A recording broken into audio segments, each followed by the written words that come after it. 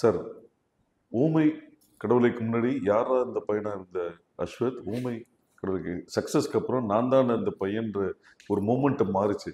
அந்த மூமெண்ட்டோட ஜேர்னி பத்தி கொஞ்சம் சொல்லுங்க. இல்லை, எல்லாருடைய உழைக்கிற எல்லாருக்குமே அதுதான் சார்.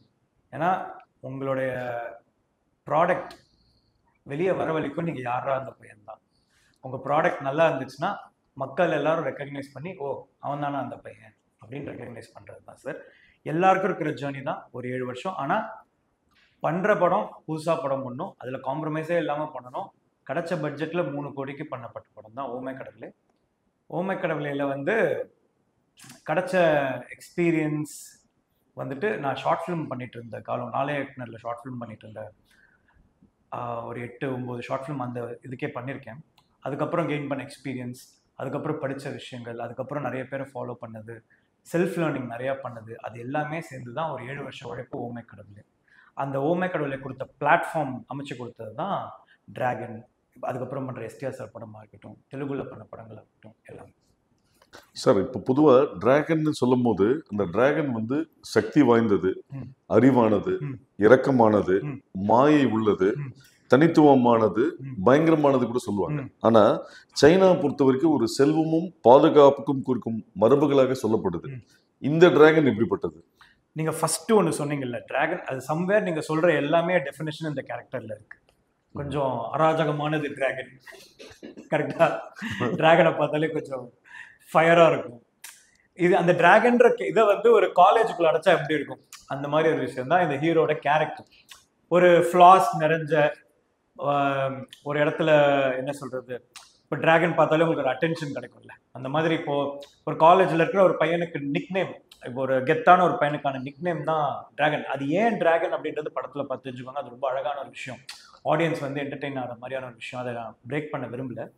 பட் அந்த டிராகன்ற பேருக்கு பின்னாடி அது இருக்கு. பட் அந்த டிராகன்ற கேரக்டர் வந்துட்டு ரொம்ப ஒரு ஃபயராக இருக்கணும் அப்படின்றதுனால அந்த பேர். இப்போ பாம்புன்னு ஒரு கேரக்டர் பேர் வைக்கிறோம்னு வச்சுக்கோங்களேன், பாம்பு, காட்டுப்பூச்சி அப்படிலாம் வைக்கிறோம்னா அந்த கேரக்டருக்கான ஒரு இது இருக்கு, குணாதிசயம் இருக்கு. என் ஃப்ரெண்டு ஒருத்தன் பேர் பாம்பு, ஏன்னா வந்து கொஞ்சம் நெட்டையா கொஞ்சம் நெளிவாவே தான் இருப்பான். ஆனால் இந்த கேரக்டர் வந்து கொஞ்சம் ஒரு ஃபயரான கேரக்டர். ஸோ அது டிராகன். அது ஏன் அந்த டிராகன் உருவாகிறதுன்றதுல ஒரு அழகான ஒரு விஷயம் இருக்கு. அது தியேட்டரில் நீங்கள் எக்ஸ்பீரியன்ஸ் பண்ணால் நல்லா. சார், இப்போ புஷ்பா வந்த போது, புஷ்பா சொல்லும் போது சொன்னாங்க புஷ்பான்றது ஃப்ளவர் இல்லை ஃபயர் சொன்னாங்க. அது மாதிரி ஒரு லைன்ல டிராகன் சொன்னா ஒன் லைன்ல என்ன சொல்லுவீங்க? டிராகன்றது ஒரு youth fire. Dragon youth fire. Fine sir. Ashwath Marimuthu உங்க பேர். அஸ்வத்னா a one who is strong like a ஹார்ஸ்ன்னு சொல்லுவாங்க. அஸ்வத்தோட மீனிங் உங்களை நீங்க ஸ்ட்ராங்கா சொல்லணும்னா எந்த குவாலிட்டி சொல்லுவீங்க? கன்சிஸ்டன்சியா, ஸ்டெபிலிட்டியா, டீப் விஸ்டமா, இல்லை என்டூரன்ஸா? ஏன்னா பகவத்கீதையில வந்து சாப்டர் 15 வெர்ஷன் 1ல கிருஷ்ணர் வந்து அந்த ஒரு விஷயம் சொல்லியிருக்காரு அஸ்வத்தை பத்தி. சோ நீங்க உங்களை நீங்க எப்படி டிஃபைன் பண்ண? கிட்டத்தட்ட ஹார்ஸை குறிக்கிறது தான் நினைக்கிறேன். அஸ்வத்தாமா பூஜை அப்படின்லாம் இருக்கு. பட் என்ன நான் எதுன்றது சொல்லுவேன்னா, ஓப்பன் ஐ மீன் மனசுல இருக்கிறது அப்படியே பேசுறது. I think that is Aswath. அதாவது யாருக்குமே தப்பு நினைக்காம எல்லாரும் நல்லா இருக்கணும், நம்மளும் நல்லா இருக்கணும்னு நினைக்கிற கேரக்டர். அதை எப்படி சொல்லலாம்னா, ஒர்க் வைஸ்ல சொல்லணும்னா கன்சிஸ்டன்சி. சார், இப்போ உங்க அசோசியேஷன் வித் ஏஜிஎஸ், அதாவது ஃபர்ஸ்ட் படம் வித் ஏஜிஎஸ், உங்களோட 2வது படம்.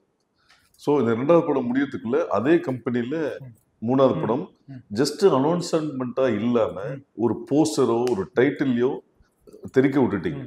ஸோ உங்களுக்கும் அகோரம் சார், கணேஷ் சுரேஷ் சார், அவங்களோட டிராவல் பத்தி, ஏஜிஎஸ் பத்தி. கல்பாத்தி அகோரம் சார் வந்துட்டு எனக்கு தெரிஞ்ச லைஃப்ல கிடைச்சிருக்கு இப்போ ஒரு மென்டர் மாதிரி வச்சுக்கோங்களேன். அதாவது ஒருத்தர்கிட்ட போயிட்டு நான் நாமளா இருக்க முடியுது ஒரு ப்ரொடியூசர் கிட்ட. அந்த ப்ரொடியூசர் வந்து நம்ம எது பண்ணாலும் தட்டி கொடுக்குறாரு. நல்லா இல்லாத விஷயத்த அவர்கிட்ட கொண்டு போனது இது வரைக்கும் இல்லை. அதே மாதிரி ஒரு விஷயம் நல்லா இருக்குன்னா அவர் வந்து அது வந்து வேணான்னு சொன்னதே இல்லை.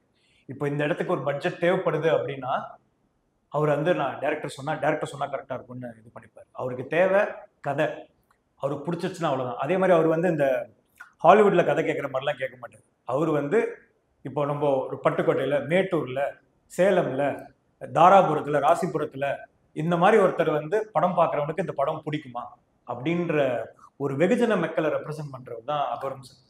அந்த அவரை சாட்டிஸ்ஃபை பண்ணிட்டாலே காமன் ஆடியன்ஸை சாட்டிஸ்ஃபை பண்ணிடலாம் அப்படின்றது என்னுடைய இது. ஸோ அதே மாதிரி இப்போ ஏஜிஎஸ் 26 பண்ணிட்டு இருக்கும் போதே ஏஜிஎஸ் 27 அவங்க அனௌன்ஸ் பண்றாங்க படம். இத்தனைக்கும் அவங்க படம் கூட ஃபைனல் அவுட் பார்க்கல, அதுக்கு முன்னாடியே படம் இப்போ டிராகன் இன்னும் ஷூட்டிங் போயிட்டு தான் இருக்கு. அனௌன்ஸ் பண்றாங்கன்னா அது ஒன்றும் அவங்களோட பெருந்தன்மை, இன்னொன்று அந்த டைரக்டர் மேலே வச்சிருக்க, ஐ மீன் என் மேலே வச்சிருக்க நம்பிக்கை. ஏதோ ஒரு வகையில் அவங்க காசை வேஸ்ட் பண்ணாமல் கொடுத்த பட்ஜெட்டில் சொன்ன டைமில் சொன்ன நம்பர் ஆஃப் டேஸில் சொன்ன மாதிரி படம் சொன்ன மாதிரியே அவங்க படத்தை எடுத்து கொடுத்தன்றதுல அவங்க ஹாப்பியாக இருந்திருக்காங்கன்னு நினைக்கிறேன். என்னோட சின்சியாரிட்டியை பார்த்துருக்காங்க, அதுக்கான ரெக்கக்னிஷன் தான் அடுத்தது. உங்கள் travel with creative producer Archana and Aishwarya. Archana ma'am வந்துட்டு அதான் இப்போ அகோரம் சார் கிட்ட எதுவுமே ஸ்ட்ரைட்டாக போகாமல், சரி அவர்கிட்ட போனால் இது கொஞ்சம் நடக்காது அப்படின்னா நான் ஃபர்ஸ்ட் எடுக்கிற ரூட் வந்து அர்ச்சனா மேம். அர்ச்சனா மேமை கன்வின்ஸ் பண்ணால் அவங்க போய் எப்படியாவது அகோரம் சாரை கன்வின்ஸ் பண்ணுறாங்க. அதே மாதிரி அர்ச்சனா மேம் வந்துட்டு ஆல்மோஸ்ட் சிமிலர் ஏஜ் அண்ட் அந்த ஒரு இது இருக்கிறதுனால have a very sisterly feeling towards sir. And அவங்க வந்துட்டு எப்படி சொல்கிறதுனா whatever is needed for the film Archana ma'am will do it. And if you are doing anything new she will appreciate. இப்போ சிலதெல்லாம் கொஞ்சம் இப்போ ஃபார் எக்ஸாம்பிள் நம்மளோட promo video இருக்குல்ல, அனௌன்ஸ்மெண்ட் வீடியோ, எந்த வீடியோ பண்ணுவோம்ல, அந்த வீடியோ வந்துட்டு இது அஸ்வத் இது வேணாமே, இது கொஞ்சம் ஏதாவது கான்ட்ரவர்சி ஆகிடும் அப்படிலாம் அவங்க பார்க்கல.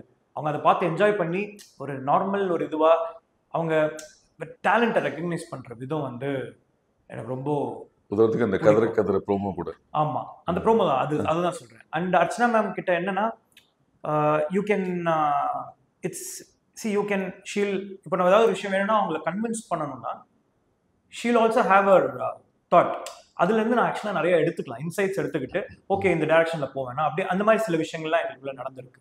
And if something is very much needed அவங்கள வந்து இப்போ வெங்கட் மாணிக்கம் சார்கிட்ட வந்து நடக்கலைன்னா நான் அர்ச்சனா மேம் கிட்ட வந்து கேட்டு அதை ஓகே பண்ணுறேன்.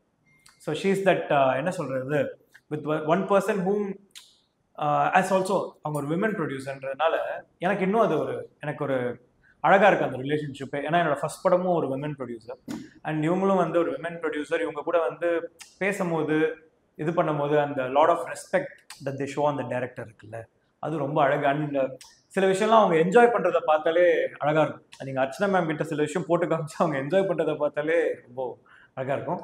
And coming to associate creative producer Aishwarya வந்து ரொம்ப ஃப்ரெண்டு மாதிரி. இப்போது இது அவங்க வந்து இன்ஃபேக்ட் அவங்க ரொம்ப ரொம்ப ஸ்வீட். அவங்க வந்து இப்போ இவங்ககிட்ட ஒரு சீனியாரிட்டி இருக்கு, ஐஸ்வர்யா கிட்ட வந்து அந்த சீனியாரிட்டி இல்லாமல் மோர் லைக் ஒரு ஃப்ரெண்டாக பழகக்கூடிய ஒரு இது. செட்டுக்கு அவங்க அடிக்கடி வருவாங்க அண்ட் லைக் த வே அவங்க தர அந்த அன்பு இருக்குல்ல அண்ட் த ரெஸ்பெக்ட். என்னன்னா AGS as a whole first thing இங்கே ஏன் படம் நம்மளால பிடிச்ச மாதிரி நமக்கு ஆசைப்பட்ட மாதிரி பண்ணுறதுனா ஒன்று தேர்ஸ் நோ இன்டர்ஃபரன்ஸ்.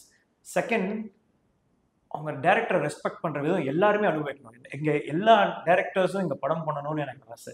நல்ல கண்டென்ட் வச்சுட்டு படம் பண்ணணும்னு நிறைய பேர் ஏஜிஎஸ்ல படம் பண்ணணும்னு எனக்கு ஆசை. ஏன்னா உங்களுக்கு அப்போ தான் நீங்கள் டேரக்டராக ஃபீல் பண்ண முடியும். எனக்கு பர்சனலாக சொல்கிறேன். வெங்கட் மாணிக்கம் சார் வந்துட்டு இந்த இவர் ஒருத்தர் இருப்பார் இல்லையா, அதெல்லாம் முடியாதுப்பான்னு ஒருத்தர் இருப்பார் இல்லை, ஆனால் அவர் இருக்கிறதுனால தான் இந்த ப்ரொடக்ஷன் ஸ்மூத்தாக நடக்குது. ஏன்னா அவர் ஒரு ப்ராப்பர் சினிமா பர்சன். அதே மாதிரி அவரை வந்து ரொம்ப டஃபஸ்டான இதில் வந்து எது வேணுமோ அவர் வந்து நிற்பார்.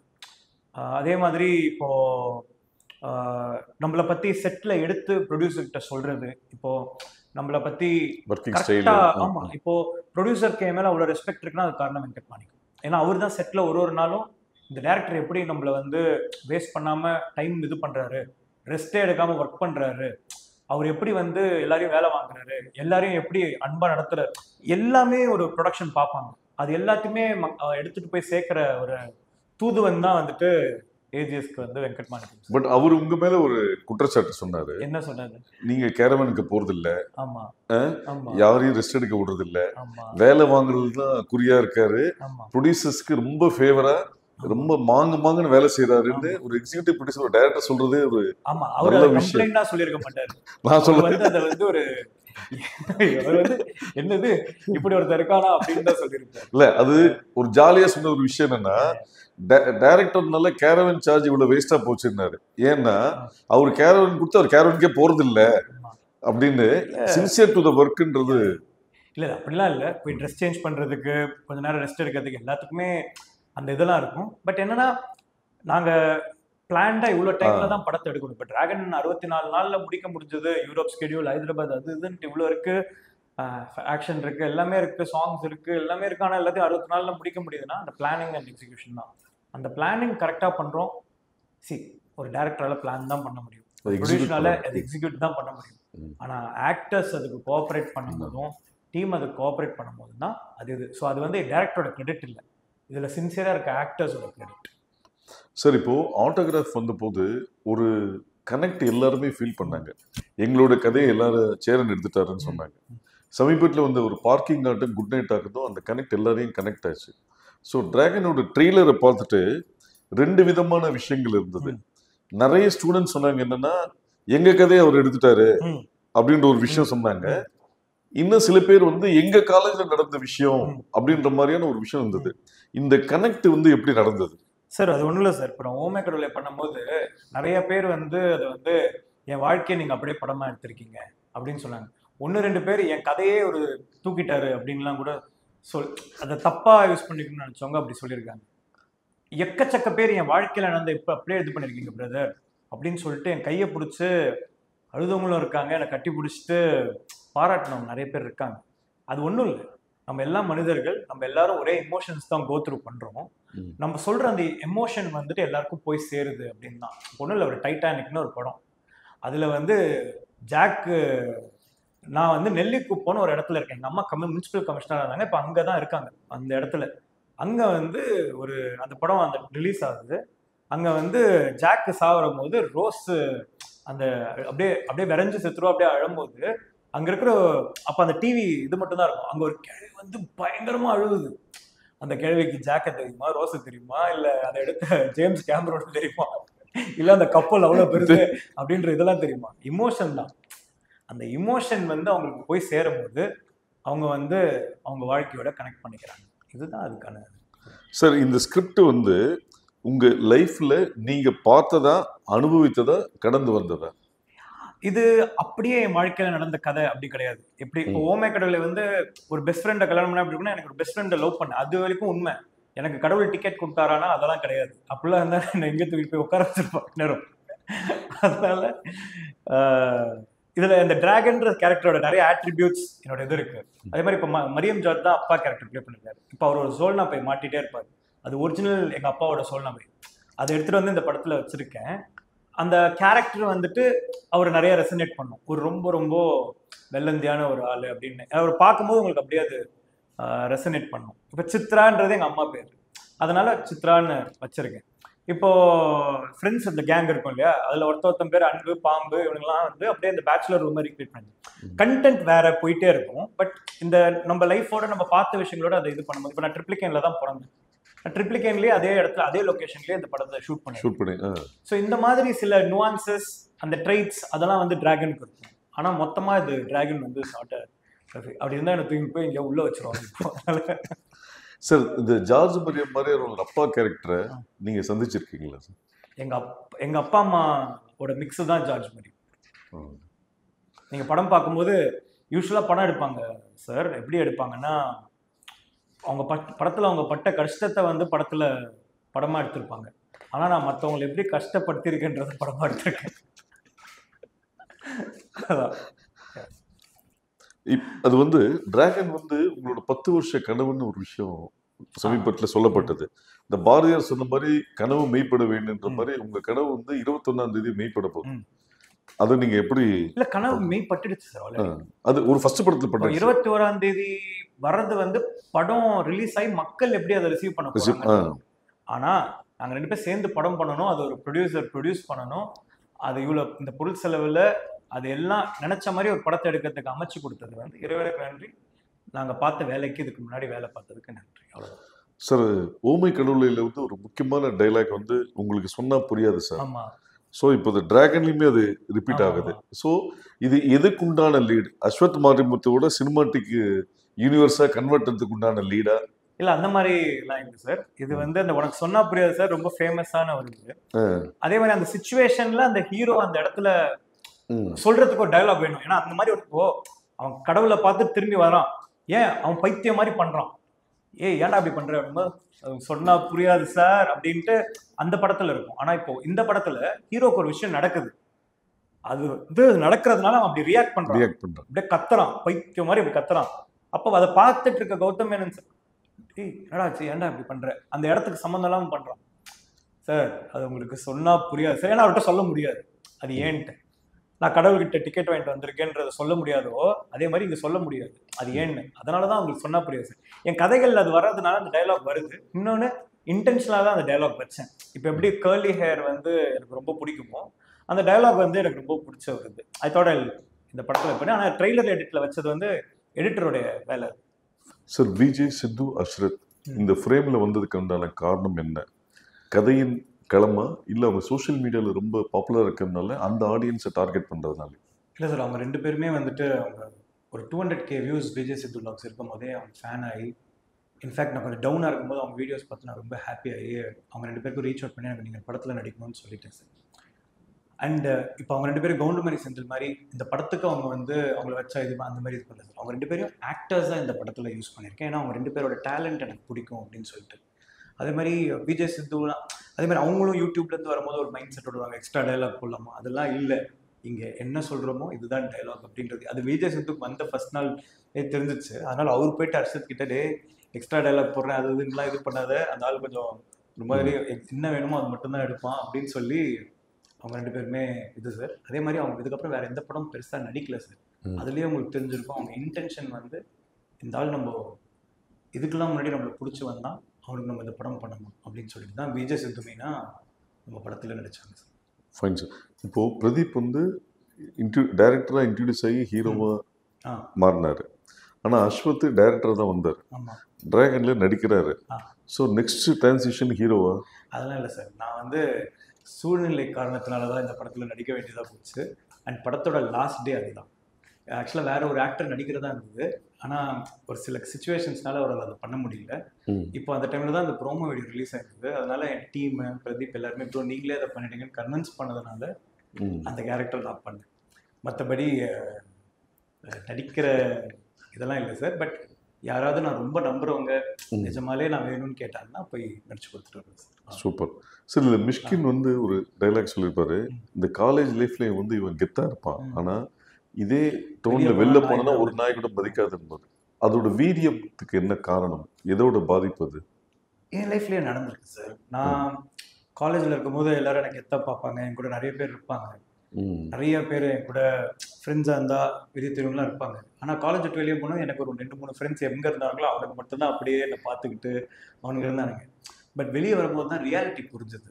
காலேஜ் விட்டு வெளியே காலேஜுக்குள்ளே நீங்கள் எவ்வளோ பெரிய இந்த இதெல்லாம் பண்ணாலுமே வெளியே அந்த ரியாலிட்டியை ஃபேஸ் பண்ணும்போது தான் நம்ம எவ்வளோ பெரிய ஜீரோன்றது தெரியும். என்னால் அதை ஃபீல் பண்ண முடிஞ்சது. அதுதான் இந்த கேரக்டரில் நான் அப்படியே அதை ஸ்ட்ராங்காக சொல்லியிருக்கேன் சார். இந்த உங்களோட ஃபர்ஸ்ட் படமாகட்டும் இந்த படமாகட்டும், இந்த ட்ரெய்லரில் வச்சு ஒரு விஷயம் என்ன ஜட்ஜ் பண்ணாங்கன்னா, இதில் வந்து விஷுவல் ட்ரீட் இருக்குது, கனெக்டிவிட்டி இருக்குது.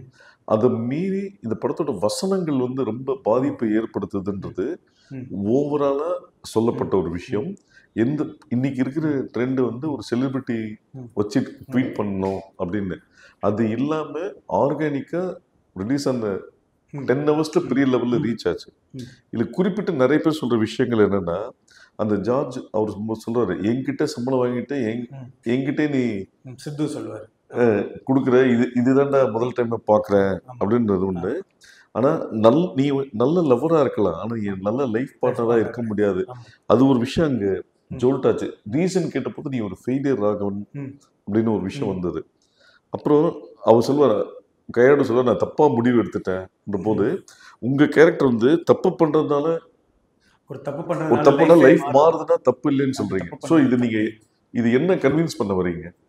நான் எதுவுமே இது படத்தோட போக்கில் வர டைலாக்ஸ். பட் அந்த டைலாக் இருக்கு இல்லையா, ஒரு தப்பு பண்ணுறதுனால லைஃப் டைம் ஆகணும்னா அந்த தப்பு பண்ணுறது தப்பே இல்லை அப்படின்ற கொஸ்டினை நான் மக்கள் கிட்ட வைக்கிறேன். அது கரெக்டாக இல்லையான்றது. ஆனா அது கிடையாது.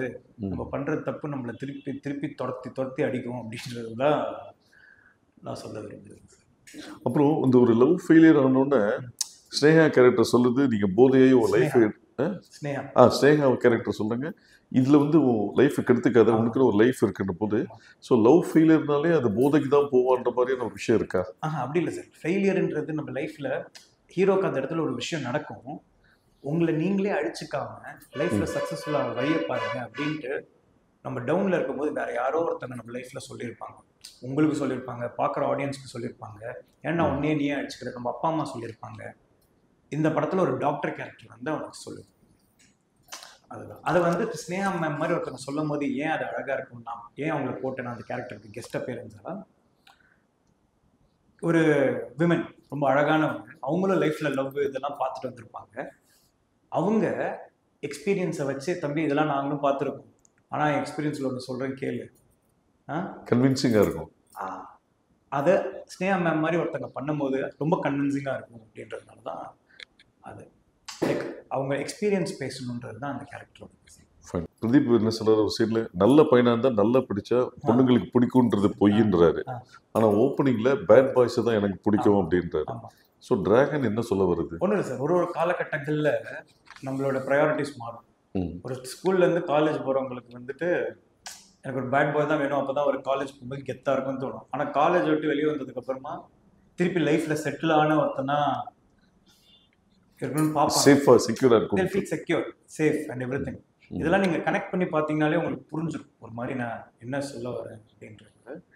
அண்ட் சார் தத்துவங்களும் இதுவும் அந்தந்த பீரியடுக்கு தான் சார் ஒரு மாதிரி இருக்கும். நம்மளுக்கு இப்போது நம்மளோட வயசில் 10 வயசு மூட்டவங்க இருக்காங்க, அவங்க சொல்கிறாங்கன்னா ஐயே பூமரு அப்படின்னு, ஆனால் அது அவங்க அனுபவத்தில் சொல்கிறாங்க. சரியா?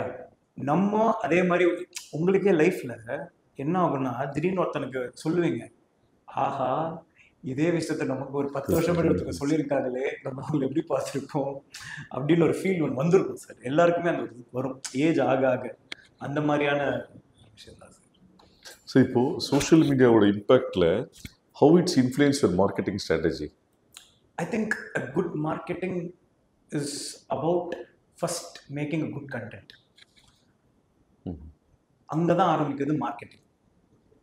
அண்ட் அந்த எடுத்துகிட்டு கொண்டு போய் சேர்க்குற ப்ராசஸ்க்கு வந்துட்டு இப்போ சோஷியல் மீடியாவில் வந்துட்டு த இன்ஃப்ளூயன்சஸ், ப்ரெஸ், மீடியா, அவங்க எல்லாருமே வந்து ஒரு நல்லா இருக்க விஷயத்த அவங்களால தப்பாக ப்ரொஜெக்ட் பண்ணவே முடியாது. நல்லா இருக்க விஷயத்த நல்லா இருக்கிறதா எடுத்துக்குவாங்க. I think the marketing starts with first the content unit. அதாவது இப்போது என்ன சொல்கிறது, இப்போது ஒரு ஒரு பிராண்ட் சொல்ல வரல, ஒரு கடையில் இட்லி சாம்பார் ஃபேமஸ் அப்படின்னா அது ஃபஸ்ட்டு அது நல்லா இருக்கணும், அதுக்கப்புறம் தான் அது மக்கள் எடுத்துகிட்டு போய் அது போய் மக்கள் கிட்ட எடுத்துகிட்டு போய் சேர்ப்பாங்க. இங்கே நல்லாவே இல்லை, அது என்ன விற்க ட்ரை பண்ணாலும் அது விற்காது. ஸோ இப்போ நாங்கள் விஷயம் பண்ணுறது நல்லா இருக்குன்றதுனால அது மக்கள் கிட்ட போய் ரீச் ஆகிறதுக்கு பெரிய இதுவாக இந்த ட்விட்டர், இந்த சோஷியல் மீடியா இருக்குது. ஆனால் சோஷியல் மீடியாவால் ஒரு விஷயத்த தப்பாகவும் ப்ரொஜெக்ட் பண்ண முடியும் அப்படின்றதையும் நான் பார்க்குறேன். ஆனால் நான் வெறும் காமன் ஆடியன்ஸை மட்டும்தான் நம்புகிறேன். What role do you think social media plays for a film success? Very important.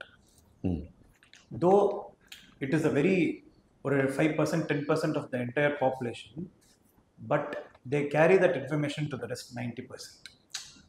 அவங்க சொல்கிற ஒரு சார் ஒரு என் பர்சனல் அனுபவத்தில் சொல்கிறேன். இப்போது ஓமை கடவுளோட press meet show and press and media பார்த்தது, அந்த படத்தோடைய ஒரு நாள் கேப் முன்னாடி பார்த்தது, அவங்க எழுதினது, அந்த 3 கோடி படத்தை நல்லா எல்லாருக்கும் ஃபர்ஸ்ட் டேக்கு ஓப்பனிங் ஹெல்ப் ஆச்சு. இப்போ லவ் டுடேக்கு அந்த ட்ரெய்லரில் அவங்க படம் இது பண்ணதே எழுதிச்சு. போர்த்தொழில்ன்ற படத்துக்கு வர்றதே தெரியாது, ப்ரெஸ் மீடியா எழுதினதுனால தான் அந்த படம் இதுவாச்சு. மக்கள்கிட்ட இல்லை சார், இதுலேயே மீடியேட்டர்ன்ற இதுதான் இருக்கிறது பிக்கஸ்ட் ப்ரொஃபஷன் நான் கேள்விப்பட்டேன். வேர் there's lot of money involved, at the same time the biggest business and இதுன்ட்டு. அது நடுவில் அந்த மீடியேட்டர் ஜாப் தான் சோஷியல் மீடியா. அவங்க ஒரு விஷயத்தை எடுத்துகிட்டு கொண்டு போய் சேர்க்குற விதம் தான் தியேட்டருக்கு ஆடியன்ஸ் உள்ள the bridge between the creator and the bridge between the common audience and the creator. இது ஸோ அதுக்குள்ள நடக்கிற ட்ராமா வந்து நம்ம போகிறது. Sir, how do your content intercepts the young audience across languages? What's your approach to create such universal appeal? ஒன்றும் இல்லை sir, நான் first ஒரு சின்ஸ் இட்ஸ் பைலிங்குவல் உங்களுக்கு ஃபர்ஸ்ட் சார், நான் ஃபர்ஸ்ட் இப்போ நான் ஓமேக்கர்லேயே ஒரு 13 லாங்குவேஜஸ்ல ரீமேக் ஆச்சு. அது ஆகுன்ட்டுலாம் பண்ணல. ஆனால் பண்ற கண்டென்ட் யூனிவர்சலாக ரீச் ஆகணுன்றது தான் இது. அதாவது எந்த மொழியில பார்த்தாலுமே அந்த கண்டென்ட் வந்து அவங்களுக்கு ரிலேட்டபிளா இருக்கும். அது பேர் இமோஷன். ஒரு அதாவது இப்போ ரிவெஞ்சுன்றது ஒரு இமோஷன். அப்பாக்காக பையன் வந்து இது பண்றது தான் பாகுபலி. பட் அந்த இமோஷன் வந்து ரொம்ப ஒரு இது. அந்த மாதிரி இப்போ டைட்டானிக்ன்றது ஒரு காதலன் ஒரு லவ் பண்ண பொண்ணுக்காக அந்த கப்பல் இதில் எவ்வளோ எக்ஸ்ட்ரீம்க்கு போய் சாக்ரிஃபைஸ் பண்ணி அந்த பொண்ணோட உயிரை காப்பாற்றலாம். சாக்ரிஃபைஸ் தான் இமோஷன். அந்த மாதிரி நான் ஒரு இமோஷனை நம்பி தான் என் படத்தை எடுக்கிறேன். அந்த இமோஷன் வந்து யூனிவர்சலாக கனெக்ட். நான் ஃபஸ்ட்டு சொன்னேன் அந்த நெல்லிக்குப்பம் இதில் டைட்டானிக் பார்த்த கதை தான். நம்ம எடுக்கிற இமோஷன் வந்து யூனிவர்சலான இமோஷன். இதில் எடுக்கிற இமோஷன் வந்துட்டு எல்லாருமே கோ த்ரூ பண்ணுற இமோஷன். டிராகன் அப்படின்ற ஒருத்தன் லைஃப்பில் எப்படி ஒருத்தன் மாறுறான். ஒரு சாதாரண ஒரு ஹியூமன். தப்பும் ரைட்டும் நிறைஞ்சவன் தான் சார் ஹியூமன். நான் நினைக்கிறது ஹியூமன்றவன் வந்து புனிதமான ஒருத்தன் கிடையாது. அவன்ல வந்து கெட்டதும் இருக்கு நல்லதும் இருக்கு. ஆனால் ஒரு பாயிண்ட்ல வந்து அவன் ஒரு ஹீரோவா மாறும். அதுதான் டிராகன். இப்போ ஓமை கடவுளையுமே காட் வந்து சொல்லுவார் கடைசியா, டேய் அவன் பொண்டாட்டி அப்படி காலில் விட்றா அப்படின்னு சார் அவர்கிட்ட. நான் அப்போ எப்படி சார் இது தன் பிரச்சனையை தானே ஃபேஸ் பண்ணிக்கிறவன் தான் ஹீரோ. நீ ஹீரோ தானே, போய் சால்வ் பண்ணிக்கப்போ அப்படின்னு அனுப்பிச்சிடுவேன். கடவுள் வழிதான் காட்டும், அவன் பிரச்சனையை வந்து சால்வ் பண்ணிக்கிறது. So do you envision your future projects having more pan-India content? All my films will be rooted. All the stories that I'm going to say is rooted. It will start from the base where I'm doing. If I'm doing the film in Tamil, it will be a rooted Tamil film. It will be if I do a film in Telugu, it will be a rooted Telugu film. But the emotion it carries will be a pan-Indian approach. And the pan-Indian approach என்றது market business decide பண்ணுறது. ஆனால் கண்டென்ட்ன்றது பொதுஜன மக்களுக்கு போய் சேர்ற மாதிரி நினைக்கிறேன். சார் ஏர்லியர் வந்து பேன் இண்டியான்றது ஒரு பேஷனாக இருந்தது. இப்போ என்ன சொல்கிறாங்கன்னா pan India it's become a fashion. How do you look into it? இப்போ அது இந்த டிஃப்ரென்ஸ் தான். நான் என்ன ரீசனுக்காக படம் பண்ண வரேன்றது, அட்டென்ஷனுக்காக படம் பண்ண வரேன்னா இல்லை நான் எனக்கு படம் பண்ண பிடிக்கும் அதனால படம் பண்ண வரேன்னா, இதுதான் எக்ஸாக்டாக அது. அட்டென்ஷனுக்காக படம் பண்ணுறதுன்னா தெரியும் இல்லையா, நம்ம ஷார்ட் ஃபிலிம் எடுத்தால் 4 பேர் நோட்டீஸ் பண்ணுவாங்கன்றது அட்டென்ஷன். நம்ம எப்படியாவது ஷார்ட் ஃபிலிம் பண்ணி நம்ம இந்த படம் பண்ணிடலாம், படம் பண்ணுறதுக்கு ஆப்பர்ச்சுனிட்டியாக இருக்குன்றது பேஷன். அதே மாதிரி தான் பேன் இண்டியா.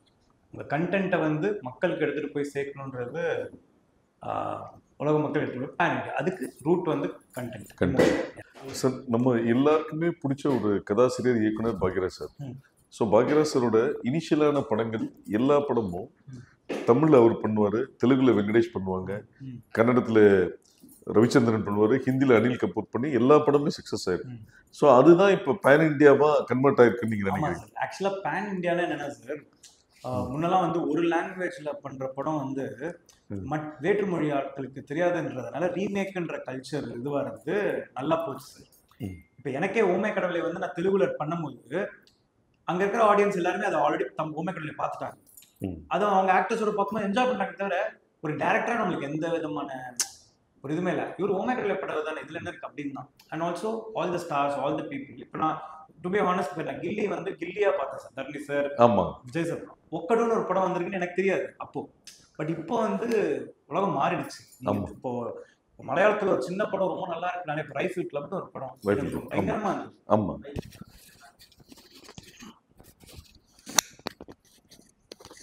ரைஃபிள் கிளப்னு ஒரு படம் பிரமாதமா இருந்துச்சு. இப்போ இதை வந்து ரீமேக் பண்ணணுமா அப்படின்ற ஒரு கொஸ்டின் எல்லாருக்கும் வருது. இப்போ பேன் இண்டியா அப்படின்றது வந்து அங்கேருந்து ஒரு ஆர்டிஸ்ட் இங்கேருந்து ஒரு ஆர்டிஸ்ட் போடுறது இல்லை. Content pan India. Bhagyaraj sir வந்து pan Indian director, Balachander sir pan Indian director, Mani Ratnam sir of course pan Indian, Shankar sir of course. So இனிமேல் இங்கே இருக்கிற ஆக்டர்ஸையும் அவங்க என்ஜாய் பண்ண ஆரம்பிச்சிட்டாங்க. அதனால pan Indian. So after the success and critically acclaimed oh my கடவுளைக்கு அப்புறம் உங்கள் இன்ஃப்ளூயன்ஷியல் அப்ரோச் டுவர்ட்ஸ் டிராகன் எப்படி மாறுச்சு? எப்படி இந்த ஜானர்லேருந்து அடுத்த ஜானருக்கு எப்படி வந்தீங்க? அப்படிலாம் இல்லை சார். என்னோட டைப் ஆஃப் ஃபிலிம்ஸ் அது same. Emotionally driven character arcs உள்ள படம். எப்படி ஓமை கடவுளை பண்ணணும் அதே தான் இப்பயும் அதே தான் பண்ணுறேன். நாளைக்கு STR 51 பண்ணும்போது அதே மாதிரி தான் பண்ணுவேன். Approach towards the film is the same. Technicalities மாறலாம், அது நம்மளுடைய learning, but the approach what I have for film is the same, which is feeding actors with great moments, what happened before, what happened after the scene, and getting them involved with the scene, and சொன்ன டைம்ல கரெக்டா அந்த டேல அந்த இதை முடிச்சிடணும். அதுதான் கிட்டத்தட்ட நம்ம கேஎஸ் ரவிக்குமார் சார் அவங்களோட பேட்டர்ன் 2.2 வருஷன் ஆஃப் கேஎஸ் ரவிக்குமார் அப்படிலாம் சொல்லிட்டேன் சார், அவங்களாம் லெஜெண்ட். பட் அவங்களுக்கு ஒரு இது இருந்தது இல்லையா, ப்ரொடியூசருக்கு ப்ரொடியூசர் டைரக்டர் ப்ரொடியூசர் முதலாளின்றது. இது வந்து ஓமை கடவுளே, டிராகன், சிம்பு படம், இது என்ன எப்படி டிஃபரன்ஷியேட் பண்ணி பார்க்குறீங்க? டிஃப்ரென்ஷியேட் பண்ணிலாம் பார்க்க முடியாது சார், மூணுமே என் படம். இது மூணுத்துலையும் நான் இருக்கேன் பாவனா, என் படம். இது எல்லாருமே இதில் differentiation in terms of numbers game மாறும், பட் மூணுமே நல்ல படமாக இருக்கும், என் படமாக இருக்கும். இப்போ டிராகன்ல பிரதீப் எப்படி உள்ள வந்தார்? பிரதீப் வந்து டிராகன்ல கதாநாயகனா இல்லை கதையின் நாயகனா? கதாநாயகன், கதையும் நாயகன் ரெண்டுமே. அவர் லவ் டுடேன்ற ஒரு படத்துக்கு அப்புறம் ஒரு 100 crores அப்புறம் வந்து படம் பண்றதுனால ஒரு ஸ்டாரா வராது. அந்த ஸ்டாரை எப்படி இந்த படத்துல அடாப்ட் பண்றோம் அப்படின்றதையும் பார்த்துருக்கோம். அதே மாதிரி என்னோட பாணியில கதையின் நாயகனா அந்த கதைக்கு அவர் என்ன பண்ண போறாரு அதையும் மீறாம ரெண்டுத்தையும் பிளெண்ட் பண்ணது தான் dragon. It's a star vehicle with actor needing to perform. So இந்த ஓ மை காட்ல வந்து டிவைன் இன்டர்வென்ஷன் இருந்தது, டிராகன் வந்து வேற தீம். ஸோ உங்க process of developing characters with connecting all audience அது எப்படி அமையுது சார்? இதுலயும் ஆல் கிளாஸ் ஆடியன்ஸ், இதுலயும் நான் வந்து டிவைன் இன்டர்வென்ஷன் இருக்குன்னு நம்புறேன் சார். ஓகே, எல்லாமே ஹேப்பன்ஸ் ஃபார் த ரீசன், எல்லாமே ஒரு விஷயத்துக்காக தான் நடக்குது, அதை நான் டிவைன் இன்டர்வென்ஷனாக தான் பார்க்குறேன். ஸோ டெக்னிக்கலி இந்த படத்துல டிவைன் இன்டர்வென்ஷன் இருக்கு ஆக்சுவலா. ஆனா ஃபேண்டசியா கிடையாது, கடவுள்லாம் வர மாட்டேங்குது, டிவைன் இன்டர்வென்ஷன் ஃபேட் அப்படின்னு சொல்லுவாங்க, அது இருக்கு. சார் ஆர்டிஸ்டிக்கோட விஷனையும் ஆடியன்ஸோட எக்ஸ்பெக்டேஷனும் எப்படி பேலன்ஸ் பண்றீங்க? ஆர்டிஸ்டிக்கோட விஷன் அதுவும் ஆடியன்ஸோட எக்ஸ்பெக்டேஷன்ஸ் அது எப்படி பேலன்ஸ் பண்றீங்க? என்னோட ஃபர்ஸ்ட் இது வந்து நான் ஆடியன்ஸை கேட்டர் பண்ணணும் தியேட்டர்ல அப்படின்னு போராடுகிறேன் sir. And basics of film மேக்கிங்கை ப்ராப்பராக பண்றேன்னு நினைக்கிறேன். விச் இஸ் அதாவது நம்ம பண்ற சீன் பார்க்குறவங்களுக்கு ரிசீவ் ஆகும். நான் மக்கள், ஆடியன்ஸ், ஆர்ட் அப்படின்னு பிரித்து பார்க்கல. நான் பண்ணுற ஒரு சீன் அது மக்கள் வந்து என்ஜாய் பண்ணணும்னு பார்க்குறேன். ஸோ அங்கேயே அந்த பேலன்ஸ் பிட்வீன் ஆர்டிஸ்டிக் அண்ட் இது, because I'm keeping people in mind while doing a scene that I want. So அதனால் அந்த ரெண்டுமே பிளெண்ட் ஆகிற இடம் அதுதான் சார். ஸோ நான் வந்து எனக்கு ஆர்டிஸ்டிக் அப்படின்றது இப்போ ஷின்லெஸ் லிஸ்ட் என்னை பொறுத்த வரைக்கும் ஆர்டிஸ்டிக் படம் தான் சார். என்னை பொறுத்த வரைக்கும் இப்போது RRR is also an artistic film ஒன்று, ஏஸ்தட்டிக் இது. ஸோ ஆர்ட்ன்றது என்ன அப்படின்றது எனக்கு எக்ஸாக்டா எனக்கு என் புரிதலுக்கு இல்லை சார். பட் என்னோட இது வந்து என்னோட எண்ட் யூசர்ஸ் வந்து காசு கொடுத்து வர மக்கள், அவங்களுக்கு ரசனையோட பண்ணணும். ஆனா நம்ம சொல்ற விஷயத்த ரசனையா சொல்லணும். உங்க விஷன் படி தமிழ் சினிமா இன்னும் நெக்ஸ்ட் 5 இயர்ஸ்ல எப்படி இருக்கும்னு நினைக்கிறீங்க? தெரியலையே சார் எனக்கு. நீங்க பார்த்ததுக்கும் இப்ப கடந்து வந்ததுக்கும் every year it's evolving sir. And if it's going towards the, இப்போ ஒரு பீரியட்ல இப்போ பாலிவுட் நம்ம we all looked up to Bollywood. அது எப்படி ஒரு எக்ஸாம்பிள் சொல்லலாம்னா, இப்போ யஷ் சோப்ரா ஃபிலிம்ஸ் ப்ரொடியூஸ் பண்ணும்போது அங்கே வந்து வெஸ்டர்னைசேஷன் அப்போ நம்ம ஊரில் வரல. ஸோ நம்ம வந்துட்டு ஃபாரின்ல நடக்கிற கதைகள், தில்ஜாத்தா சாரி இது தில்வாலே DDLJ, அதுக்கப்புறமா குச் குச் ஹோதா ஹே, கல்வோனா ஹோ, இதெல்லாம் நம்ம வந்து இது பண்ணுவோம். அந்த வெஸ்டர்னைசேஷன் அவங்க இதில் இருக்கும். ஸோ உங்களுக்கு அது ஃபேசினேஷனாக இருந்தது. இப்போ வந்து வெஸ்டர்னைசேஷன் வந்து இந்தியாவுக்குள்ள வந்து இந்தியாவே வந்து கொஞ்சம் ஃபாரின் மாதிரி ஆயிடுச்சு இன் டர்ம்ஸ் ஆஃப் அர்பன் கல்ச்சர்லி எல்லாமே. அப்போ வந்து நம்மளுக்கு அது மேலே இருக்கிற ஃபேசினேஷன் கொஞ்சம் கம்மியாக ஆரம்பிச்சிச்சு. இந்த ஃபாரின் சாங்கு இது அது மேலாம் அங்கே நடக்கிற கதைகள். ஸோ இப்போ புஷ்பா மாதிரி படங்கள் வரும்போது ரூட்டடான படங்கள், கதைகள், ரூட்டடான ஹீரோஸ், அந்த இது வந்து இப்போ ஃபேசினேட்டிங்காக இருக்கு.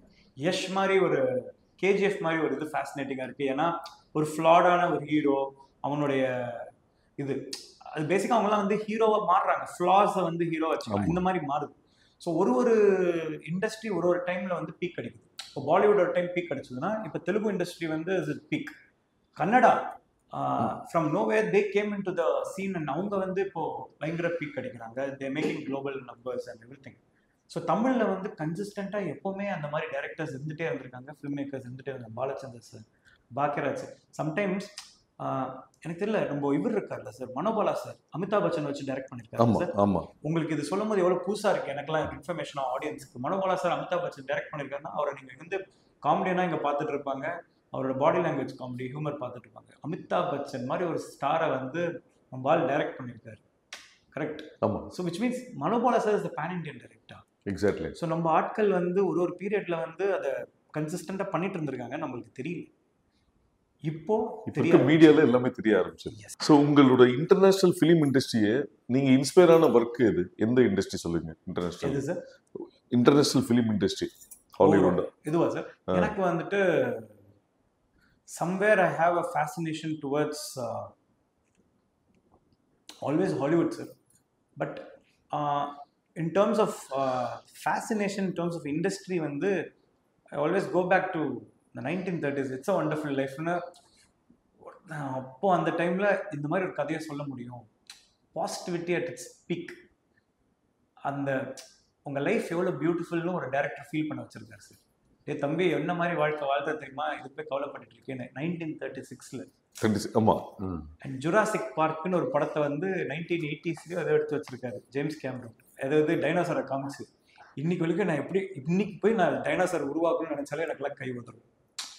So the level of upgrade they have in terms of technicalities, always look up to Hollywood because they way ahead of us in terms of technical visual thinking. In terms of the emotion, we are always superior. Sir நீங்க Tamil cinema global recognition ஆகிறதுக்கு நீங்க என்ன contribute பண்ணணும்னு நினைக்கிறீங்க? நானா sir, நான் பண்ற படத்தை ஒழுங்கா பண்ணாலே தமிழ் சினிமாவுக்கு நல்லா இருக்கும்.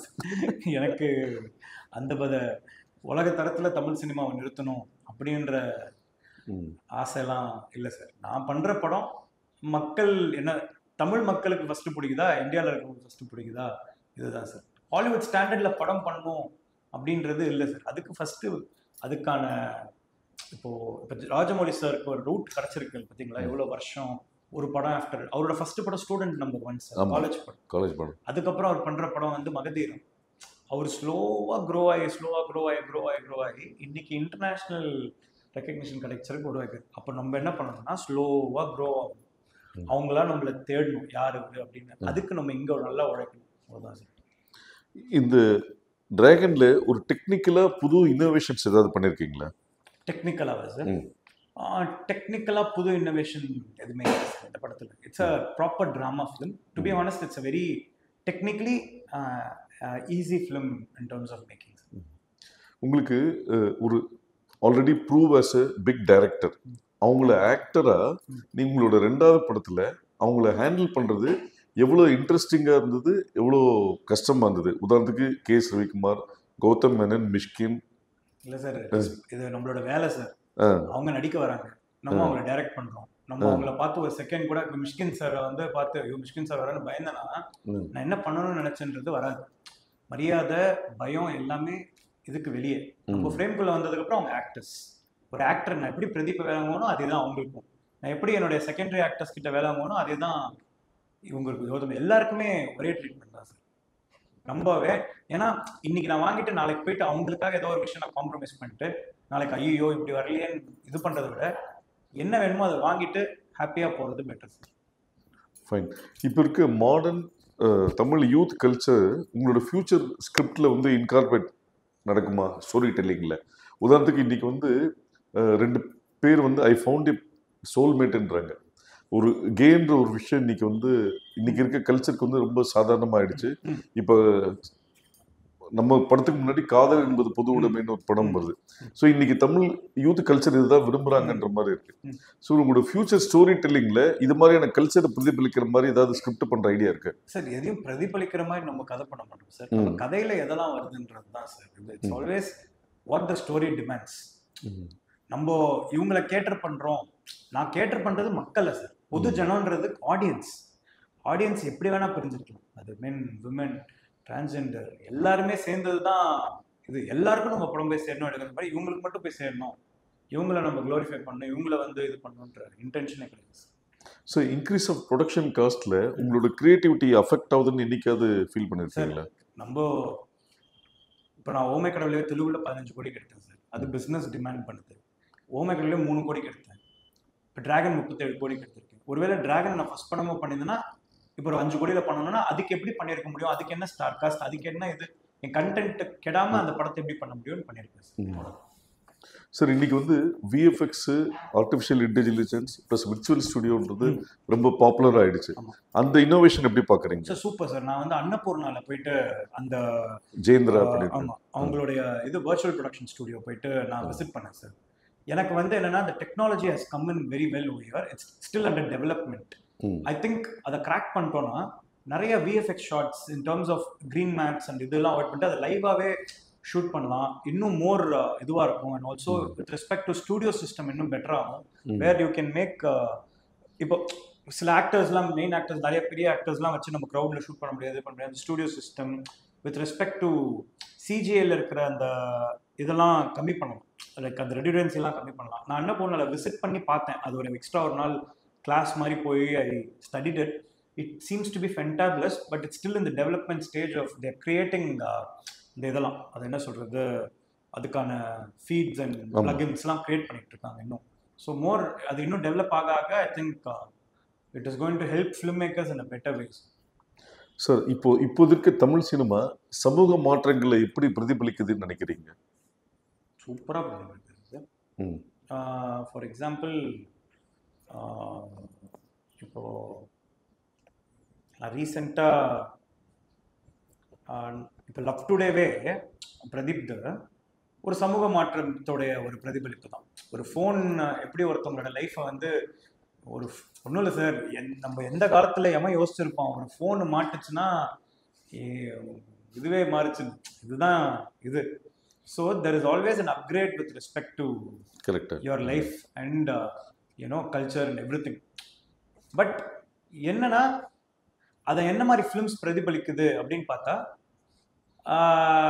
இப்போ ரீசெண்ட் டைம்ஸில் இப்போ பிரேமலு கூட தெலுங்கு ஒரு இது படம் ஒரு அடாப்ட் இதுதான் வச்சுக்கோங்களேன், வாழ்வியல் அதை சொல்கிற ஒரு கல்ச்சர் தான். அந்த மாதிரி படங்கள் இது சார். பட் இன்னும் நான் எக்ஸ்பெக்ட் பண்ணுறது என்னன்னா, நான் ரொம்ப நிறையா இந்த பீரியாடிக் ஃபிலிம்ஸ் நிறையா பார்த்துருக்கேன், எனக்கு ரொம்ப பிடிக்குது. அது இருக்கிற பீரியடில் ஃப்யூச்சரை இன்னும் யார் எப்படி இருக்கும்னு ஒரு டைரக்டர் வந்து ஃப்யூச்சர் இமேஜின் பண்ணி சில விஷயங்கள் வருதுன்னா அது எப்படி இருக்கும்னு நான் பார்க்க வெயிட் பண்ணுறேன் சார். ஸோ உங்கள் approach towards visual aesthetics for different audience segment எப்படி இருக்கணும்னு நினைக்கிறீங்க? Visual aesthetics is decided by what the content. இதுதான் சார் மக்களுக்கு வந்து நீங்கள் பர்சனலாக எப்படி ஃபீல் பண்ணுறீங்க? எந்த மாதிரி கொடுத்தா ஆடியன்ஸ் அதை ஒத்துப்பாங்க அப்படின்னு? ஆடியன்ஸ் எல்லா விதமான படத்துலையும் தான் ஒத்துக்கிறாங்க. இப்போ போர்த்தொழில் மாதிரி ஒரு டார்க்கான ஃபிலிமையும் ஒத்துக்கிறாங்க. இப்போ ஜெயிலர் இதெல்லாம் வந்து டார்க் ஹியூமர் ஃபிலிம்ஸ் அவரோட ஸ்டைலை வந்து ஒத்துக்கிறாங்க. இப்போ மக்களுக்கு வந்து என்னன்னா சார், நீங்க பண்ற வேலையை கரெக்டா என்கிட்ட கொடுங்க, நாங்க எல்லாத்தையும் ஏத்துக்கிறோம், அறகுறையா பண்ணாதீங்க, அவ்வளவுதான் அவங்க எதிர்பார்க்கறாங்க. மக்களுக்கு வந்து இதுதான் வேணும் அப்படின்லாம் இல்லை சார். நீங்க பிளட்டை நல்லா காட்டுறீங்களா, வயலன்ஸ் நல்லா காட்டுறீங்களா, அவங்க அதையும் ஏத்துக்கிறாங்க. அழகான லவ் ஸ்டோரி காட்டுறீங்களா, பிச்சுக்கிட்டு ஓடுது சில படங்கள் காட்டுறாங்க. நான் இப்போ ரீசெண்டாக பார்த்த படம் rifle club, full bloodshed, ஒன்றுமே இல்லை. ஒரு ஒரு ஒரு ஃபேமிலி ஆஃப் ரைஃபிள் கிளப்ல மெம்பர்ஸ் எப்படி ஒரு கப்பலை வந்து ப்ரொடெக்ட் பண்றாங்க அப்படின்றது தான் அதோடைய இது. சும்மா தெறிக்க விடுது பிளட், அது நல்லா இருக்கு, என்ஜாய் பண்ணுறேன் நான். ஸோ விஷுவல்ஸ்ன்றது ஒரு ஆடியன்ஸ் எப்பவுமே இதுதான் பார்த்துப்பாங்க, இதுதான் வேணாம், இதுதான் வேணும், இதுதான் வேணான்லாம் இல்லை சார். இப்போ சில பேர் இப்போ வந்து வயலன்ஸ் நல்லா என்ஜாய் பண்ணுறாங்கன்றனால வயலன்ஸ் படம் எடுத்து அப்படி ஃபாலோ அப் இருக்கு. பட் நிறைய யூனிக் கிரியேட்டர்ஸ் வந்து அவங்களுக்குன்னு ஒரு ஸ்டைல், அவங்களுக்குன்னு ஒரு ஸ்டோரி டெல்லிங், அவங்கள தான் நான் இது பண்ணுறேன், அவங்கள தான் ஆடியன்ஸும் எதிர்பார்க்குறாங்க. இது ஒரு ஆடியன்ஸாக தான் சொல்லுவேன் sir. What influences your colour palette and framing decisions? It's completely with I gave it to Niket sir and costume design. நாங்கள் உட்காந்து பேசுவோம். ஸோ இப்போ என்னுடைய basic idea towards approaching a scene is I make the characters reflect இப்போ ஒரு காஸ்டியூம்னா அவங்க என்ன மூட்ல இருக்காங்களோ அந்த காஸ்டியூம் அதை ரிஃப்ளெக்ட் பண்ணும் சார். ஃபார் எக்ஸாம்பிள் இப்போ ஹீரோ அண்ட் ஹீரோயினோட இப்போ ஓமை கடவுளே இல்லை, அவங்க 2 பேர் கல்யாண வாழ்க்கை வந்து பெருசாக கலர்ஃபுல்லாக இருக்காது sir. The still are friends. ஒரு வீட்டுக்குள்ள 2 பெஸ்ட் ஃப்ரெண்ட்ஸாக தான் இருக்காங்களே சார், புருஷன் பொண்டாட்டியா இல்லை அப்படின்றது ஃபீல் ஆகும். Which means there's no romance. So ரொமான்ஸ்க்கு என்னெல்லாம் கலர்ஸ்ன்னு பார்த்தீங்கன்னா ரெட், வயலட்ஸ், இதெல்லாம் இது எல்லாமே அந்த ஃப்ரேம்ல இருக்காது. நீங்க ரெட்ன்ற கலரே படத்துல வந்து செகண்ட் ஹாஃப்ல ஹீரோக்கு மேல லவ் வரும், அப்பதான் வர ஆரம்பிக்கும். அதே மாதிரி லவ் காட் வந்துட்டு விஜய் சேதுபதி அவரு அந்த படத்துல அவரோட இருக்கிற இடத்துல ரெட்ஸ் ஆமா. To denote. இந்த மாதிரி தான் ஐ யூஸ் இது sir. But I give more space to my cinematographer to experiment with the colours that they want. And இது சார் எனக்கு என்ன மாதிரி வேணும்னு சொல்லுவேன். And I give them the space to experiment. So உங்களோட காட்சி கதை சொல்லல, மியூசிக்கோட பங்கு என்னவா இருக்கு? மியூசிக் தான் சார் படம். இந்த படம் லியோனோட 2வது. ஆமா. பண்ணி இப்போ நம்ம ஒரு சீனை வந்து ஒரு 100% பண்றோம், இல்ல ஒரு 80% பண்றோம்னா அதை 1080 அதான் சார் ஒரு 480p சீனை வந்து 4K-வா மாத்துறது வந்து ஒரு மியூசிக் சார். அவ்வளோதான். இதை விஷுவலாக சொல்லணும்னா அப்படி. இல்லை ஒரு 4K சீனை வந்து 4K-வாவே வச்சுக்கிறதும் மியூசிக் தான். அது எப்படி ஒரு சினிமான்றது ஆடியோ விஷுவல் தானே சார். சவுண்டு தான் ஃபர்ஸ்ட் நம்ம கிட்ட வந்து சேருது. அதனாலதான் பாடல்கள் முதல்ல போய் மக்கள் கிட்ட சேருது. கரெக்டா? ஸோ அந்த சவுண்டு தான் வந்துட்டு நம்ம படத்தோடைய இமோஷனை டிஃபைன் பண்ணுது. ஒரு சீன்ல ஒரு ஹீரோ எதுவுமே பேச தேவையில்லை, ஆனா அவன் என்ன ஃபீல் பண்றான்றத ஒரு நடிப்புலையும் மியூசிக்லையும் கன்வே பண்ணிட்டாலே அந்த சீன் வந்து ஒரு 100 பேஜ் டயலாக் வந்து 10 பேஜ் டயலாக் சமம் sir. So music is an integral part. It's 50-50. இப்போ இன்னைக்கு வந்து யூனிவர்சலி என்கேஜ் ஆகிற எலிமெண்ட்ஸ்ன்னு சொன்னீங்கன்னா நீங்க எதை சொல்லுவீங்க? யூனிவர்சலி என்கேஜ் ஆகிற எலிமெண்ட்ஸ் ரொமான்ஸ், ஹியூமர். ஏன்னா மக்கள் எல்லாருக்கும் கஷ்டத்தில் இருக்கவங்கலாம் கொஞ்சம் சிரிக்கணும்னு ஆசைப்படுறாங்க. யூனிவர்சலாக humour appeals. Revenge stories appeal a lot because அது ஹீரோக்குள்ள ஒரு அவங்களும் ஹீரோவாக மாறுறாங்க. தப்பை தட்டி கேட்கறதுக்கு அவனும் ஒரு ஹீரோவாக புறப்பட்டு போகிறான் அநியாயத்துக்கு against. Vigilante films and also horror sir. Horror ஏன்னா நம்ம லைஃப்ல பேயெல்லாம் பார்க்க மாட்டோம், ஆனா பேய்லாம் வந்துட்டு நம்ம கிரியேட் பண்ணி காட்டுறதுனால அவங்களுக்கு அது புதுசா இருக்கு. அண்ட் பேய் காமெடி பண்ணும்போது இன்னும் ஜாலியா இருக்கு. அதனாலதான் எனக்குலாம் ரொம்ப பிடிக்கும் சார் காஞ்சனாலாம். அதனாலதான் சார் இப்போ இந்த இன்டெலெக்சுவல் ஆடியன்ஸோட டெப்த்தையும் என்டர்டெயின்மெண்ட்டும் நீங்க எப்படி பேலன்ஸ் பண்ணலாம்னு நினைக்கிறீங்க? நம்ம ஃபர்ஸ்ட் காமன் ஆடியன்ஸை இன்டெலிஜென்ட்னு நினைச்சிட்டாலே ஃபிலிம் மேக்கர்ஸா நம்ம வந்து கரெக்டா இருக்கணும்னு அர்த்தம் சார். நான் இன்டெலெக்சுவல்ஸ்க்கு படம் பண்றேன்னு அர்த்தம்னா நான் முட்டாள் சார். அவ்வளவுதான். உங்களோட நரேட்டிவ் டெக்னிக்கா அதுல யூனிக்கா என்ன எதை ஃபீல் பண்றீங்க? சாரி சார், உங்களோட நரேட்டிவ் டெக்னிக்க அதுல யூனிக்கா என்ன பண்ணணும்னு நினைக்கிறீங்க? Screen play sir. என்னோட ஸ்கிரீன் பிளே தான் என்னோட யூனிக்னஸ் நான் நினைக்கிறேன். ஏன்னா ஐ ரைட் சீன்ஸ் வேர் அடுத்த சீன் என்ன நடக்கும்ன்றத நான் ஒன்று என்ன நினைக்கிறேனோ அது பண்ணக்கூடாதுன்னு நினைக்கிறேன். அது சீனில் வரக்கூடாதுன்னு நினைக்கிறேன். அது வந்து ஆடியன்ஸ்க்கும் அந்த ஸ்க்ரீன் பிளே வந்து போய் சேரும்னு நான் பார்க்குறேன். இன்னைக்கு இருக்கிற ஃபர்ஸ்ட் கலாச்சார தமிழ்நாட்டில் ரொம்ப முக்கியமான எஃப்டிஎஃப்எஸ் ஒரு முக்கியமான விஷயமா ஒரு பங்கு இருக்கு. அது ஒரு கிரியேட்டரா நீங்க எப்படி பார்க்குறீங்க? சூப்பரான விஷயம் தாங்க சார். அப்போ ஒரு டீமா நம்ம எவ்வளோ ஒர்க் பண்றோம் இந்த ஃபர்ஸ்ட் ஷோ இது பண்றதுக்கு, எவ்வளோ நம்ம கண்டென்ட்ஸ் எவ்வளோ மக்கள்கிட்ட போய் சேருது அப்படின்றதுலாம் இது. எல்லா படத்துக்கும் ஃபர்ஸ்ட் ஷோ வரணும்னு அவசியம் இல்லை. சில படங்கள் ஃபர்ஸ்ட் ஷோ வந்து நல்லா இருக்குன்றதுக்கு அப்புறம் பிக்கப் ஆகி போற படங்கள் நிறைய இருக்கு. இப்போ என் ஃப்ரெண்டோட படம் போர்த்தொழிலாக இருக்கட்டும், லவ் டுடேவா இருக்கட்டும். லவ் டுடே அட்லீஸ்ட் ட்ரெய்லர்லேயே எக்ஸ்பெக்டேஷன் கிரியேட் பண்ணிடுச்சு.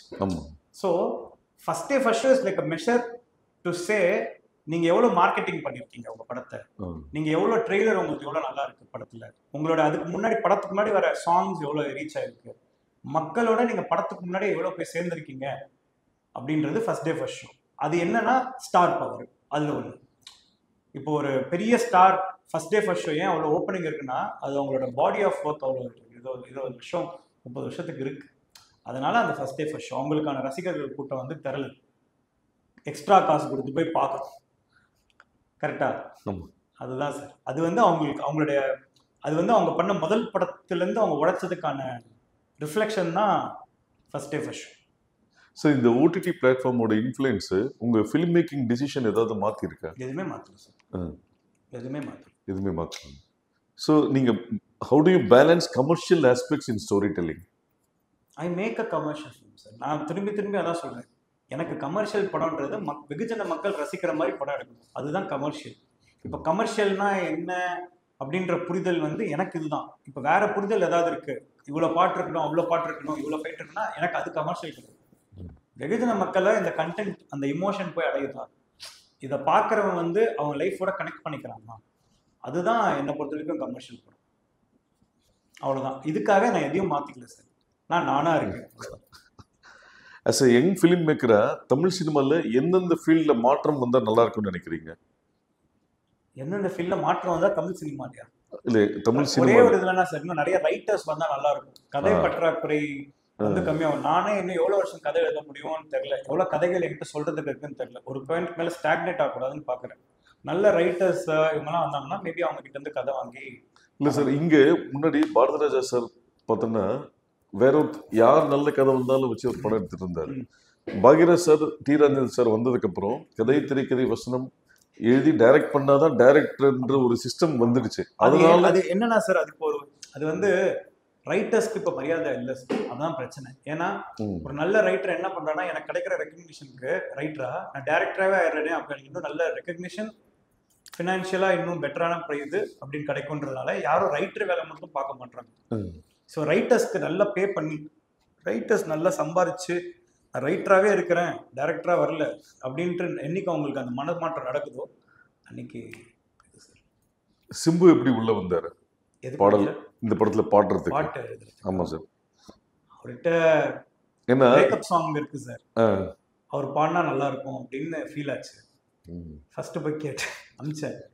அசல் நான் பிரேக்கப் சாங்லாம் பாட மாட்டேன் சார், எனக்கு ஃபேன்ஸு எல்லாம் இதாக இன்னும் போய் பிரேக்கப் சாங்லாம் பாட்டு சார், சில பேர் சில விஷயம் பாடினா தான் சார் சூப்பராக இருக்கும், நீங்கள் பாடுங்க சார்னு.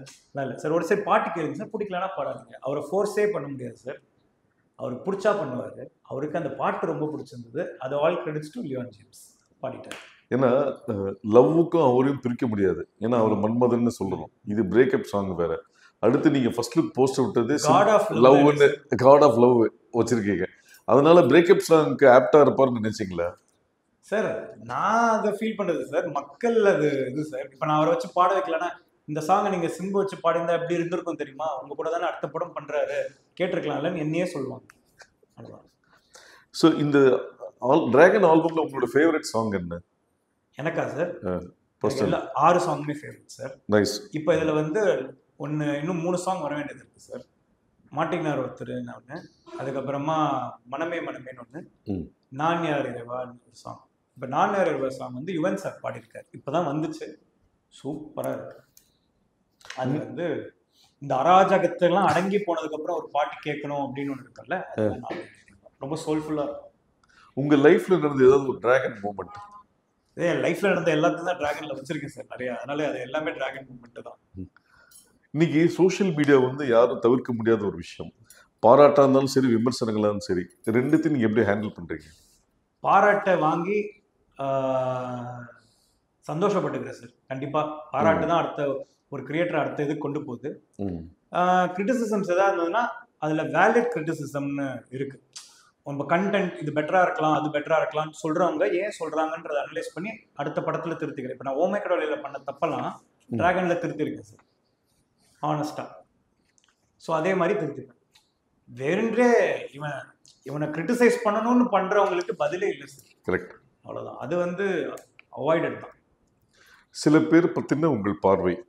அனுபமா பரமேஸ்வரன் மிக சிறந்த நடிகர். Kayadu very professional actor. Sneha புன்னகை அரசி சார், பீஸ். உங்க cameraman? Elder brother Leon James, music director. My best friend, the most underrated musician before dragon. Mysskin. Entertainment, அதாவது நாலேஜபிள் என்டர்டெயின்மெண்ட். ரவிக்குமார் சார். பயம் பயம் பயம் மரியாதை சார், மரியாதை. கௌதம் மேனன். லக்கி சாம். ஜார்ஜ் மரியம். இன்னசென்ட். ஜார்ஜ் மரியம் வந்து innocent. Innocent. Indumathi. Mildly innocent. Mildly innocent. Mildly. ஒரு உங்களை ஒரு ஸ்டேட்மெண்ட்ல டிஃபைன் பண்ணணும்னா என்னவா சொல்வீங்க? என்னையா சார்? ஆமா. நான் பேசுறதும் நான் ஃபர்ஸ்ட் டைம் கொடுக்குற அப்பியரன்ஸும் சில பேருக்கு அது ஓவர் கான்ஃபிடென்ஸாக இருக்கலாம். ஆனால் ஐ திங்க் அது ஒரு 8 வருஷம் என்னுடைய லைஃப்பில் நான் கஷ்டப்பட்டு உருவாக்கிட்டது அது கான்ஃபிடென்ட்டாக இருக்குது. முதல்ல நம்மளே நம்பலைன்னா நம்மளை வேற யார் நம்புவான்னு நினைக்கிற ஆள் நான். அதே மாதிரி என் ப்ராடக்ட் நான் நல்லா இருக்குன்னு நான் நம்புறதுனால தான் அது எல்லாருக்கும் பொறுமையாக போய் போய் போய் அது சேருது. நான் வந்துட்டு சில பேர் எனக்கு சொல்லியிருக்காங்க, நம்ம பேசக்கூடாது, நம்ம படம் பேசணும் அப்படின்னு சொல்லிட்டு. நம்மளே நம்ம படத்தை பற்றி பேசலன்னா வேறு யார் பேசணும் அப்படின்னு நினைக்கிற. ஸோ நீங்களும் பிரதீப்பும் ஃபர்ஸ்ட் டைமாக ஒருத்தர் மீட் பண்ணப்போ உங்கள் 2 பேருக்குள்ள என்ன இம்ப்ரெஷன் வந்தது? அது இப்போ எப்படி இருக்கு? நேரில் தான்டா ஒரு மாதிரி இருக்கு, ஆனால் ஃப்ரேமில் சூப்பராக இருக்கடா. அதுதான் நான் அவனை பார்த்து ஃபஸ்ட்டு சொன்னது. அவனை வச்சு நான் காலேஜ் வீடியோ பண்ணிட்டு இருக்கும்போது திடீர்னு ஒரு பையனை என் அசிஸ்டண்ட்டாக ஒர்க் பண்ணிருந்தான், வாடா அப்படின்னு கூப்பிட்டு. நேரில் தான்டா ஒரு மாதிரி இருக்கு, ஆனால் ஃப்ரேமில் சூப்பராக இருக்கடா. அதுதான் அனௌன்ஸ்மெண்ட் வீடியோ பண்ணியிருந்தோம். ஆமாம், இப்போ நீ நேர்லையும் சூப்பராக இருக்க, ஃப்ரேம்லையும் சூப்பராக இருக்கடா. இதுதான் ஜென்ரலாக உங்கள் 2 பேரில் நீங்கள் பிரதீப்ல யார் ஃபோன் அதிகமாக யூஸ் பண்ணுறீங்க? ஐ திங்க் நான் தான் சார். இப்போ லவ் டுடே மாதிரி உங்கள் ஃபோனையும் அவரையும் ஃபோனையும் மாற்றுற மாதிரி ஒரு சுச்சுவேஷன் வந்த இந்த மாதிரி நேற்று தூக்கி போட்டேன் சார். ஃபோனை தூக்கி எதுவும் நடக்கக்கூடாதுன்னு சொல்லிட்டு இன்டர்வியூலேயே தூக்கி போட்டேன் சார். ஃப்ரேம் இல்லை அப்படின்ட்டு ஃபோன். அதுதான் விஜய் சித்து. விஜய் சித்து வந்து எனக்கு இப்போ புதுசாக கிடச்சிருக்க ஒரு மிக முக்கியமான நண்பர். என்ன மாதிரியே இருக்கான்ற மாதிரி எனக்கு ஃபீல் ஆகுது. அவரும் இந்த மாதிரி தான் ஏதாவது ஓப்பனாக பேசுகிறவங்க மாதிரி இருக்கு. ஹர்ஷத் தம்பி. இப்போ இந்த படத்துல வர மாதிரி நீங்க படிக்கிற காலத்துல செட்டப் பண்ணி காலேஜ் பிரின்சிபல் ரூம்ல போய் நின்று இருக்கீங்களா? அதெல்லாம் தான் சார் டிராகன் நின்னதுனால இல்லை, துரத்துனால தான் டிராகன். ஸோ நீங்க லவ் டுடே பார்த்துருக்கீங்க. அதுல வந்து பிரதீப்க்கு ஒரு ஃப்ரெண்ட்ஸ் குரூப் இருந்தாங்க, டிராகன்ல ஒரு ஃப்ரெண்ட்ஸ் குரூப் இருக்காங்க. இது என்ன டிஃபரன்ஸ்? அது அவரோட ஃப்ரெண்ட்ஸ் குரூப், இது என்னுடைய பாம்பு, அன்பு, பொம்பள சோக்கு இப்படின்னு ஒரு மிக முக்கியமான கேரக்டர்ஸ் என் வாழ்க்கையில இருந்து என்னை அடக்காத்து சும்மா இருக்கும்போது என்னை பார்த்து சாப்பாடு போட்டு எல்லாம் வேலைக்கு போறப்போ என்னை ரூம்ல உட்கார வச்சு நான் பாட்டு ஜாலியா இருந்த காலத்தில் எனக்கு என்னைக்குமே நானா இருக்கிற. நான் இப்ப என்னதான் ட்ரெய்லர் என்னதான் இதானாலும் என்னை வந்து அவனுக்கு கலாய்க்கிற விதம் வந்துட்டு மாறவே மாறாது. அதே மாதிரி எங்க லைஃப்ல வந்து நிறைய விஷயம் நான் ரொம்ப கஷ்டமான சுச்சுவேஷன்லாம் சிரிச்சுட்டு கிடக்கிறதுக்கான காரணம் அவனுக்கு தான். ஏன்னா நாங்க கலாய்க்கிற கலாயிலேயே அவனுங்க என்ன பிரச்சனையோ அதை மறந்துடும். இவனுங்கிட்ட கலாயிலேருந்து எஸ்கேப் ஆகணுன்றது தான் மைண்ட்ல இருக்கும். இந்த கேரக்டர்ஸ்லாம் இருக்கானுங்க படத்துல. அவ்வளோதான் சார். இப்போ வந்து ஸ்டூடெண்ட்ஸோ ஃபேமிலியோ ஜென்ரல் ஆடியன்ஸோ டிராகனை ஏன் பார்க்கணும்? டிராகன் ஏன் பார்க்கணும் அப்படின்னா, எல்லாருமே லைஃப்ல சக்ஸஸ்ஃபுல்லாக ஃபீல் பண்ணுறோமானா இல்லை சார். நம்மளுக்கு மேலே ஒருத்தர் இருக்கான், காசு தான் நம்ம சக்ஸஸே டிஃபைன் பண்ணுது சார். பைக்கில் போகிறவனுக்கு கார் வாங்கணும் ஆசை, காரில் போகிறவனுக்கு இது போகணும்னு ஆசை, பிராண்டு அதில் மேலே ஃப்ளைட் போனால் ஃப்ளைட்டில் போகிறவனுக்கு மார்ஸுக்கு போய் இருக்கணும் ஆசை. ஏன்னா அவனுக்கு மேலே ஒருத்தர் இருந்துக்கிட்டே இருக்கும். அப்போ ஒரு 1000 ரூபாய் 10,000 ரூபாய் சம்பாதிக்கிறவன் சக்ஸஸ்ஃபுல் இல்லையான்ற ஒரு கேள்வி வருது. ஏன் அவங்களாம் சக்ஸஸ்ஃபுல்லாக ஃபீல் பண்ணக்கூடாதா? அதாவது நான் சொல்கிறது மெஜாரிட்டி, ஒரு 99% ஆஃப் த இந்தியன் பாப்புலேஷன் அவங்க சக்ஸஸ்ஃபுல் இல்லையான்ற ஃபீல் வருது. எனக்கும் அந்த ஃபீல் வந்திருக்கு.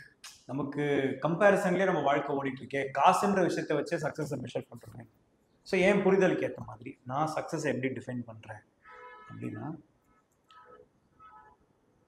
எவன் ஒருத்தன் அவன் உண்மையாக நேர்மையாக சம்பாரித்து அவன் குடும்பத்துக்கு கொடுத்து அவனும் சந்தோஷமாக இருந்துட்டு அவனை சுற்றி இருக்கவங்களையும் சந்தோஷமாக வச்சுட்டு இருக்கானோ அவனும் சக்ஸஸ்ஃபுல் தான்.